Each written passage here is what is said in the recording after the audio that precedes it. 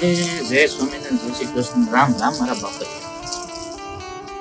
આ તો આ નીચે બેઠો તો આ ભાપલા ભાઈ મારી પાસે મોબાઈલ લાવ, ઓલું આવે ને તમારી સંદેશા મોકલવાનો, મારો દીકરો લેન એવો કે બાપા પબજી આવે છે, આપણને પબજા ન કરવા. અત્યારના છોકરાને ક્યાં અમારા દાની રમતોની ખબર છે. એ અમારા દીકરા રમતા અને અમારું રામ ટોળકું એવડું મોટું, મારો બાપ ઘરમાં હમાને તો એટલી તો અમારી પરજા હતી. અને રમે કેવો બાપ સાંભળજો, તમને કહું. આંબલી પીપળી રમતા. આંબલી પીપળીમાં કેવું, એક છોકરો દા દે અને બીજા બધા ઉપર ચડે, ઝાડવાની ઉપર. ઝાડા ઉપર ચડે દેવું ને પડે ને પડે તે હાડકાએ ભાંગે. અને એવી રમતું.